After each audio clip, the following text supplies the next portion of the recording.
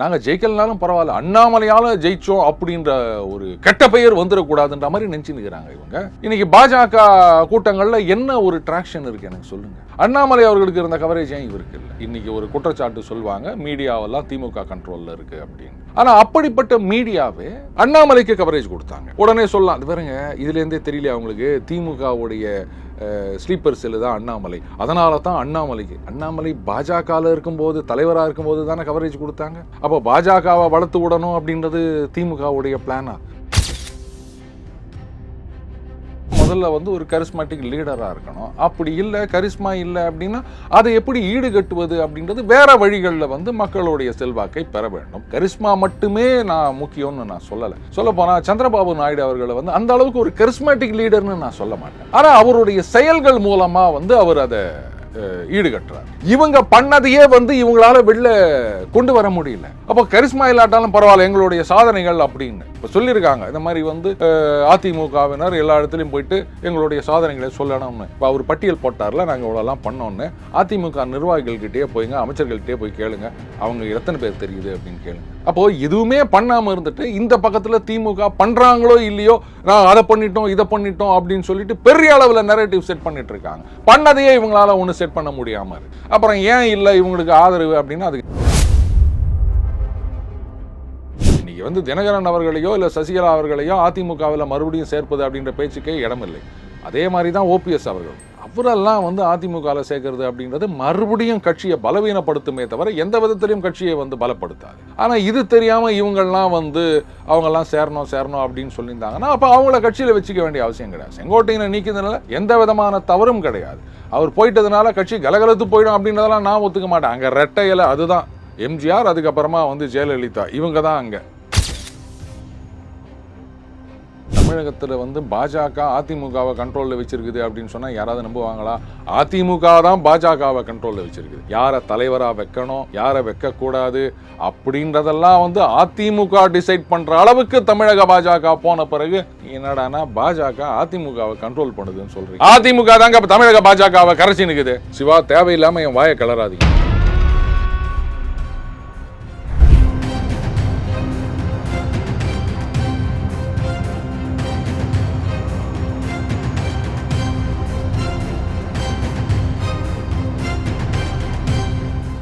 Real one நண்பர்கள், உறவுகள் அனைவருக்கும் வணக்கம். இன்று நம்மோடு இருப்பவர் டெய்லி பஞ்ச் அருண் அவர்கள். வணக்கம் சார். வணக்கம் சிவா. இப்போ அண்ணாமலை அப்படின்னு சொல்லும் போதுதான், இப்போ அண்ணாமலை என்ன செய்துகிட்டு இருக்காரு? பெரிய லெவல்ல செய்திகள் எதுவுமே வெளியில இல்லையே சார். எதுக்கு அவர் செய்யணும்? அவரை தான் நீங்க யூட்டிலைஸ் பண்ணிக்க மாட்டேன்னு சொல்லிட்டீங்க. நாங்கள் ஜெயிக்கலனாலும் பரவாயில்ல, அண்ணாமலையால ஜெயிச்சோம் அப்படின்ற ஒரு கெட்ட பெயர் வந்துடக்கூடாதுன்ற மாதிரி நினைச்சுக்கிறாங்க இவங்க. இன்னைக்கு பாஜக கூட்டங்கள்ல என்ன ஒரு டிராக்ஷன் இருக்கு எனக்கு சொல்லுங்க. பாஜக தலைவர்களை பத்தின என்ன செய்தி வருது, என்ன பண்றாங்க, திமுகவுக்கு எதிராக, ஆட்சிக்கு எதிராக அவங்க என்ன பண்றாங்க? இல்ல, பாஜக தலைவர் நயனார் நாகேந்திரன் தமிழ்நாடு முழுவதையுமே சுற்றுப்பயணம் மேற்கொண்டு வந்துட்டு இருக்காங்க. அப்படியா? இல்ல, நீங்க சொன்னாதான் எனக்கு தெரியுது. அந்த அளவுக்கு மீடியால கவரேஜ் இருக்கா? அண்ணாமலை அவர்களுக்கு இருந்த கவரேஜ் ஏன் இவருக்கு இல்லை? அதான் என்ன காரணம்? ஏன் கவரேஜ் பெரிய அளவுல இல்லாம பாருங்க. அதாவது இன்னைக்கு ஒரு குற்றச்சாட்டு சொல்வாங்க, மீடியாவெல்லாம் திமுக கண்ட்ரோல்ல இருக்கு அப்படின்னு. ஆனா அப்படிப்பட்ட மீடியாவே அண்ணாமலைக்கு கவரேஜ் கொடுத்தாங்க. உடனே சொல்லலாம், அது பாருங்க, இதுல இருந்தே தெரியல அவங்களுக்கு திமுகவுடைய ஸ்லீப்பர் செல்லு தான் அண்ணாமலை, அதனால தான் அண்ணாமலை பாஜகவில் இருக்கும்போது, தலைவராக இருக்கும்போது தானே கவரேஜ் கொடுத்தாங்க. அப்போ பாஜகவை வளர்த்து விடணும் அப்படின்றது திமுகவுடைய பிளானா? சரி, அடுத்தது விஜய்க்கு இந்த மாதிரி கவரேஜ் கொடுக்கப்படுகின்றது அப்படின்ற குற்றச்சாட்டு இப்போ வருதா? திமுகலேயே சொன்னாங்க, என்ன இந்த மாதிரி வந்து அவர் வருகிறார், நிற்கிறார், போகிறார், கதவை திறக்கிறார் சொன்னாங்களா இல்லையா? ஒரு பிரபல தொலைக்காட்சி கூட டிஆர்பி உயர்ந்து விட்டது அப்படின்னு சொல்லி தடைகள் ஏற்பட்டது நாம பார்க்குறோம்ல. அப்போ இதுவும் வந்து எப்படி திமுக தான் செய்கிறாங்களா? அப்போ சேனலை பொறுத்த வரைக்கும் யார் அதிகமாக பார்க்குறாங்களோ அதை காமிக்கணும். எங்களுக்கு வந்து வியூவர்ஷிப் வேணும், டிஆர்பி வேணும், அதுதானே. அப்போது அண்ணாமலை அவர்களுக்கு வந்து வியூவர்ஷிப் இருந்தது, இதுக்கப்புறம் இப்போ விஜய்க்கு இருக்குது அப்படின்னு அவங்க பண்ணிட்டு இருக்காங்க. இதெல்லாம் வந்து ஆர்கானிக்னு சொல்லுவீங்களா, இல்லை இவங்களா யாரோ ஏற்றி விட்றாங்க அப்படின்னு சொல்லுவீங்களா? அப்போது அந்த மாதிரி ஏன் இப்போ இல்லை? இந்த கேள்விக்கு நீங்கள் என்ன பதில் சொல்லுவீங்க? ஏன் இல்லை அப்படிங்கிற கேள்விதான் என்கிட்டயும் இருக்குது சார். ஏன் இல்லை அப்படின்னா அதுக்கு நம்ம என்ன பண்ண முடியும்? முதல்ல வந்து ஒரு கரிஸ்மாட்டிக் லீடராக இருக்கணும். அப்படி இல்லை, கரிஸ்மா இல்லை அப்படின்னா அதை எப்படி ஈடுகட்டுவது அப்படின்றது வேற வழிகளில் வந்து மக்களுடைய செல்வாக்கை பெற வேண்டும். கரிஸ்மா மட்டுமே நான் முக்கியம்னு நான் சொல்லலை. சொல்ல போனால் சந்திரபாபு நாயுடு அவர்களை வந்து அந்த அளவுக்கு ஒரு கரிஸ்மாட்டிக் லீடர்னு நான் சொல்ல மாட்டேன். ஆனால் அவருடைய செயல்கள் மூலமாக வந்து அவர் அதை ஈடுகட்டுறாரு. ஸோ அந்த மாதிரி நீங்கள் பண்ணணும். எடப்பாடியார் அவர்களை பொறுத்த வரைக்கும் நான் மறுபடியும் சொல்லிட்டு இருக்க ஒரே ஒரு விஷயம் இதுதான். அந்த எஸ்பெஷலி அந்த கொரோனா காலகட்டங்களில் அப்போல்லாம் அட்மினிஸ்ட்ரேஷன் அப்படின்றது வந்து அவ்வளோ அற்புதமாக இருந்தது, சரியாக கையாண்டார். அந்த நேரத்தில் அவருக்கு அரசியல் பண்ண கூட ஆட்களும் இல்லை, நேரமும் இல்லை. அட்மினிஸ்ட்ரேஷன் ஆட்சி செய்வதற்கு மட்டும்தான் அந்த நேரம் சரியாக இருந்தது. இவங்க வந்து எதிர்கட்சியாக இருந்தாங்க, சரியாக அதை பயன்படுத்தி கொண்டார்கள், நல்லா அரசியல் பண்ணாங்க, நரேட்டிவ் செட் பண்ணாங்க, அதனால ஆட்சிக்கு வந்துட்டாங்க. அப்போ அந்த மாதிரி விஷயங்கள்ல இப்போ சமீபத்தில் எடப்பாடி அவர்கள் ஒரு பேட்டி கொடுக்கும்போது அவர் என்ன சொன்னார், இத்தனை கல்லூரிகள் கொண்டு வந்திருக்கோம், இத்தனை மருத்துவக் கல்லூரிகள், அதுக்கப்புறம் இவ்வளோ ஐஐடி, இன்னும் என்னென்னவோ சொன்னாருங்க அவர். இதெல்லாம் இப்போதான் தெரியுது. ஆட்சி விட்டு போயிட்டு 4 வருஷம் கழிச்சு தான் வெளியே தெரியுது. இதெல்லாம் அவங்க வெளியே சொல்லலை. ஆனால் திமுகவில் அவங்க கொண்டு வராங்களோ இல்லையோ ஸ்டிக்கர் ஓட்டுறதுலையும் அவங்க டாப்பில் இருக்காங்கன்னு நீங்கள் சொல்றீங்கல்ல. அப்போ அவங்க பண்ணதை கூட சரியா வந்து மக்கள் கிட்ட எடுத்து செல்ல தெரியவில்லை அதிமுகவில் அந்த காலகட்டத்தில். இப்பவும் அதே தப்பை தான் பண்றாங்க. பாருங்க, எங்க ஆட்சி காலத்துல நாங்க இன்னென்னலாம் பண்ணோம், அது ஏதோ ஒரு பேட்டியில வந்ததுங்க, நான் பார்த்தேன், என் கண்ணுக்கு தெரிஞ்சது, நான் போற இடத்துல எல்லாம் சொல்லி நிக்கிறேன். இவங்க பண்ணதையே வந்து இவங்களால வெளில கொண்டு வர முடியல. அப்போ கரிஸ்மா இல்லாட்டாலும் பரவாயில்ல, எங்களுடைய சாதனைகள் அப்படின்னு இப்ப சொல்லியிருக்காங்க. இந்த மாதிரி வந்து அதிமுகவினர் எல்லா இடத்துலையும் போயிட்டு எங்களுடைய சாதனைகளை சொல்லணும்னு. இப்போ அவர் பட்டியல் போட்டார்ல, நாங்கள் இவ்வளோலாம் பண்ணோன்னு.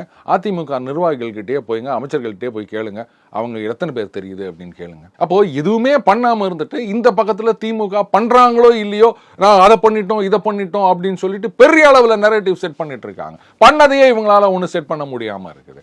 அப்புறம் ஏன் இல்லை இவங்களுக்கு ஆதரவு அப்படின்னா அதுக்கு நான் என்ன பண்ண முடியும்? பீகார் தேர்தல் முடிந்த பிறகு டெல்லி பாஜக தலைவருடைய ஃபோக்கஸ் முழுவதும் தமிழகம் மீதான் இருக்கும் அப்படிங்கிற செய்திகள் பரவலாக வெளிவந்துகிட்டே இருந்தது. இப்போ பீகார் தேர்தல் முடிந்த பிறகு அப்போ இன்னும் ஒரு சில நாட்கள்ல டெல்லி பாஜகவுடைய கவனம் முழுவதும் தமிழகம் மீது இருக்குமா? ஏதாவது அதிரடியான வியூகங்களை அமைப்பார்களா? எப்படி பார்ப்பது? முதல்ல வியூகம்னா என்னன்னே செய்ய தெரியாம உட்காந்து நிற்கிறாங்க. இதுல நீங்க வேற என்ன அதிரடியான வியூகம்னு வேற என்ன கிண்டல் பண்ண? இல்ல, அமித்ஷா அவர்களை பொறுத்த வரைக்கும் பாத்தீங்கன்னா பல மாநிலங்கள்ல வெற்றியை ஈட்டி கொடுத்தவர், எதிர்கட்சியிலேயே காலி பண்ணியவர், இறங்கி அடிக்கக்கூடியவர் அப்படிங்கிற தகவல்கள் நாம பார்த்திருக்கோம். சிவா, தேவையில்லாம என் வாயை கலராதீங்க. அப்பேற்பட்டவர் இங்க என்டிஏல வந்து அதிமுக சேருகின்றது அப்படின்ற அந்த மீட்டிங்ல எத்தனை மணிக்குன்னு அனௌன்ஸ் பண்ணாங்க, எத்தனை மணிக்கு நடந்தது, எவ்வளவு நேரம் காத்துட்டு இருந்தார் அமித்ஷா? அவரை காக்க வச்சது யாரு? அந்த அளவுக்கு வந்து இங்க சரண்டர் ஆகணுமா?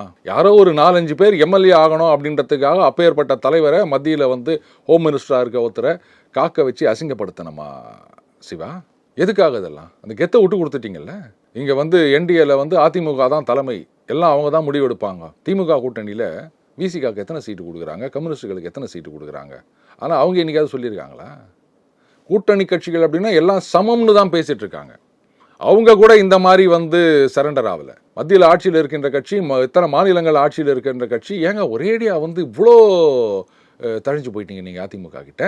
நீங்க ஆரம்பத்திலேயே சொன்னீங்க அந்த 2026 தேர்தல் தான் அதிமுக ரொம்ப முக்கியமானது, இந்த தடவை ஜெயிக்க முடியல அப்படின்னா கட்சியை கலகலத்து போயிடும் அப்படின்னு. அது தெரிஞ்சிருக்கும் போது நாமெல்லாம் அவங்கள வந்து டிமாண்ட் பண்ணணும், கமெண்ட் பண்ணணும். அப்பேற்பட்ட ஒரு அரசியல் பர்சனாலிட்டியை வந்து காக்க வச்சிருக்காங்க அப்படின்னா இதெல்லாம் உங்களுக்கு வந்து அவமானமா தெரியல? இது எடப்பாடியார் அவர்களுடைய சாமர்த்தியத்தனம் அப்படின்னு எடுத்துக்கலாமா? 4 பேருடைய சுயநலம்னு ஒன்னா எடுத்துக்கலாம். நாங்க 4 பேர் ஒரு எம்எல்ஏ வானோம் அப்படின்றதுக்காக எப்பேற்பட்ட தலைவர்களையும் நாங்க வந்து பலி கொடுக்கறதுக்கு தயாரா இருக்கோம் களத்துல, அப்படின்ற மாதிரி தான் நான் பாக்குறேன் சிவா. இப்போ தமிழக தேர்தல் பொறுப்பாளராக பாண்டா அவர்களை போட்ட பிறகும் எந்த ஒரு ஆக்டிவான செயல்பாடுகளும் இருப்பதாக தெரியலையா சார்? இல்ல, போட்டா மட்டும் என்ன பண்ணிட போறாங்க? எல்லாமே வந்து அதிமுக தான் தலைமை, அவங்க தான் முடிவு எடுக்கணும்னு சொல்லியாச்சு, அவங்க தான் பண்ணணும். அவங்க எதுவும் பண்ணுற மாதிரி இல்லை. எப்படி பாண்டா அவர்கள் போயிட்டு எடப்பாடி அவர்கள்கிட்ட போயிட்டு நீங்கள் இதை பண்ணுங்க அதை பண்ணுங்க அப்படின்னு சொல்லுவார்? பாஜகவில் தான் அவர் சொல்ல முடியும், அதிமுகவும் சொல்ல முடியாது. அவங்க தான் இங்கே எப்படி அரசியல் பண்ணுறதுன்னு முடிவு எடுக்கணும். அவர் ஒன்றும் முடிவு எடுக்கிறதுல பாயிண்ட் வரட்டும், தை வரட்டும், பொங்கல் வரட்டும், வழி பிறக்கட்டும், இப்படின்னு தான் அவங்க உட்காந்துருக்கிறாங்க போலக்குது. பொங்கலுக்கு அப்புறம் வழி கிடைக்கல அப்படின்னா என்ன சொல்லுவாங்க? வருடப்பிறப்பு வருகின்றது, சித்திரை மாதம் பார்த்துக்கலாம் அப்படின்னு சொல்லுவாங்களா? பார்த்துக்கிட்டே இருங்க, அதை தான் சொல்ல போறாங்க அவங்க. இப்போ செங்கோட்டையன் அவர்களை பொறுத்த வரைக்கும் பாஜக சொல்லி தான் நான் தமிழ்நாட்டில் வந்து அதிமுக கூட கூட்டணி அப்படிங்கிற விஷயங்கள்ல பேசினேன், கட்சியை ஒருங்கிணைக்கக்கூடிய முயற்சியில் ஈடுபட்டேன் அப்படின்னு முழு விஷயத்தையும் பாஜக மீது தூக்கி போட்டிருக்காங்க. டெல்லியை பொறுத்த வரைக்கும் இதுவரைக்கும் ஒரு கிளாரிட்டி, ஒரு தெளிவுபடுத்தல. இது வந்து எப்படி புரிந்து கொள்வது? ஏன்னா அதிமுக பாஜக கூட்டணியில் இருக்காங்க, அதிமுகவில் வெளியேறிய ஒருவர் பாஜக சொல்லித்தான் நான் செயல்பட்டேன் அப்படிங்கிற கருத்துக்களை முன்வைக்கிறாங்க. அவர் எடப்பாடி பழனிசாமி அவர்களால் அடிப்படை உறுப்பினர் பதவியிலிருந்து நீக்கப்படுகிறார். இதை எப்படி புரிந்து கொள்வது? செங்கோட்டையன் அவர்கள் டெல்லி போனாரு, அங்க வந்து எனக்கு மத்திய அமைச்சர்களை சந்திக்கும் வாய்ப்பு கிடைத்தது, நான் போய் பார்த்துட்டு வந்தேன், பேசிட்டு வந்தேன் அப்படின்லாம் சொன்னார். ஞாபகம் இருக்கா? அதுக்கே வந்து மறுப்பு யாரும் தெரிவிக்கவில்லை சம்பந்தப்பட்ட அமைச்சர்கள். இது வந்து சொல்லலாம், ஏங்க யாரோ ஏதோ பேசிட்டு இருப்பாங்க, இதெல்லாம் வந்து ஒரு மத்திய அமைச்சராக இருக்கவங்க மறுப்பு தெரிவிக்கணுமா அப்படின்னு கேட்கலாம். இது வந்து உங்கள் கூட்டணிக்குள்ளே இருக்கின்ற ஒரு விஷயம். அப்போ அவர் போயிட்டு அப்போ வந்து அவர் கட்சியிலிருந்து நீக்கப்படவில்லை, கெடு தான் கொடுத்துருந்தாரு. அப்போவே நீங்கள் அவருக்கு பார்க்கறதுக்கு சான்ஸ் கொடுத்துருக்கீங்க அப்படின்னு சொன்னால், அப்போது அந்த கூட்டணி கட்சி, அதுவும் இங்கே என்டிஏக்கு தமிழகத்தில் தலைவராக இருக்கின்ற எடப்பாடி அவர்களை நீங்கள் பேசிஃபை பண்ணுற மாதிரி, இல்லைங்க நாங்கள் அது மாதிரிலாம் பார்க்கவே இல்லை, அவர் பொய் சொல்கிறார் அப்படின்னாவது சொல்லியிருக்கணும். அப்படி எதுவும் நடந்ததா தெரியல. அப்போது அவர் வந்து நான் பார்த்தேன் பேசினேன்னு சொல்கிறது உண்மைதான் அப்படின்னு நம்ம எடுத்துக்கணும். இப்போவே நம்ம சொல்லியிருந்தோம், பாருங்க நீங்கள் வந்து இந்த பிரச்சனையாக இருந்தாலும் பேசி தீர்த்துக்கங்க, ஒன்றா இருந்துக்கங்க அப்படின்னு அட்வைஸ் பண்ணியிருந்தாங்கன்னா ஓகே. பட் அதை விட்டுட்டு கட்சியை உடைக்கிற மாதிரி ஏதாவது பண்ணியிருந்தாங்கன்னா சரி வராது அப்படின்னு நம்ம பேசியிருந்தோம். அதே மாதிரி செங்கோட்டையன் அவர்களும் அதுக்கப்புறம் பார்த்தீங்கன்னா அப்படி கொஞ்சம் சப்டியூடாக தான் பேசியிருந்தார். அந்த கெடு கொடுத்தது மாதிரி பெருசாலாம் ஒன்றும் பண்ணலை. ஆனால் அதுக்கப்புறம் எந்த விதமான ஒரு முன்னேற்றமும் இல்லை அப்படின்றதுனால மறுபடியும் அவர் ஏதோ பேச போக அதுக்கப்புறமா இவர் கட்சியை விட்டு நீக்கிட்டாங்க. இதெல்லாம் இந்த கூட்டணிக்குள்ளே வந்து அது குழப்பத்தை உண்டாக்கும் அப்படின்னா இது அவங்களுடைய ஓன் மேக்கிங் தானே தவிர அடுத்தவங்களை குறை சொல்ல முடியாது. இது பின்னாடி திமுக இருக்குது, இல்லை வந்து காங்கிரஸ் இருக்குது அப்படின்லாம் சொல்லி பிரயோஜனம் இல்லை சிவா.